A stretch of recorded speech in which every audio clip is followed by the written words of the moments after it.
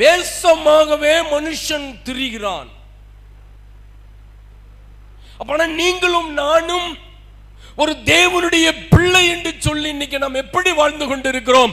தேவனுடைய சாயலை இன்னைக்கு நாம் வாழ்ந்து கொண்டிருக்கிறோமா? தேவன் என்னை படைத்த ஒரு சாயல். மனுஷன் எப்படி சிருஷ்டித்தாரா? ஆதியாகமத்தின் புஸ்தகத்தை நீங்க எடுத்துக்கொண்டா தெரியும். ஆதியாகமத்தின் புஸ்தகம் 1ஆம் அதிகாரத்தை எடுத்துக்கொள்ளுங்களேன். 1ஆம் அதிகாரத்தில் எடுத்தவங்க வாசிங்களேன். மனுஷனை தேவன் எப்படி சிருஷ்டித்தாரா? தமது ரூபத்தின்படியும். வாசிங்க, வசனம் சொல்லுங்க. தமது சாயலாகவும் நமது ரூபத்தின்படியும் மனுஷனை உண்டாக்குவோமாக. அப்ப மனுஷனை ஆண்டவர் எப்படி படைச்சாரு? அவருடைய சாயல், அவருடைய ரூபம். நமக்கு இப்ப நீங்க கற்பனை பண்ணலாம், அப்பனா ஆண்டவருக்கு நம்மள மாதிரி தான் மூக்கு இருக்குமோ? ஆண்டவருக்கு நம்மள மாதிரி தான் கண் இருக்குமோ? ஆண்டவர் நம்மள மாதிரி கருப்பாத்தான் இருப்பாரா, இல்ல என்ன மாதிரி சிவப்பா இருப்பாரா? யோசிக்கிறோம்ல. அவர் என்ன சொல்லப்பட்டிருக்குது? ஆண்டவர் என்ன சொல்றாரு? நமது, அதாவது அந்த இடத்துல 3 பேர் பேசுறாங்க. யாராரு?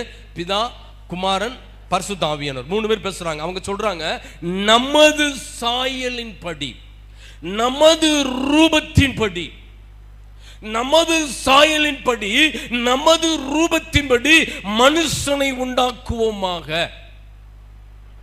ஆனா இப்ப மனுஷன் எப்படி வாழ்றா? மனுஷன் வேஷமாகவே திரிகிறான், வேஷமாகவே திரிகிறான்.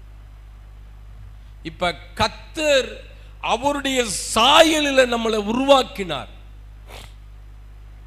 அது பெரிய சாப்டர், நான் அதுக்குள்ள போகல. அதாவது தமது சாயல் தமது ரூபம் அப்படின்னா உங்களுக்கு சுருக்கமா புரியும்படி சொல்றேனே, புரியும்படி சொல்லிட்டு நான் போயிடுறேன். நீ வராட்டு தொட்டு வச்சுட்டு வராட்டு போயிட்டாரு, அது ஒன்றும் சொல்லாம போயிட்டார, நான் கருப்பா சிவப்பா நாங்கள் வாட்டு குழம்பிக்கிட்டு இருக்கமே அப்படின்னு நினைக்க கூடாது. தமது சாயல் தமது ரூபம் அப்படின்னா எவற்ற அப்படின்னா உள்ளான மனுஷனை ஆண்டவர் எப்படி உருவாக்குனாரா? அவருடைய சாயல், அவருடைய ரூபத்தின்படி உருவாக்கினார்.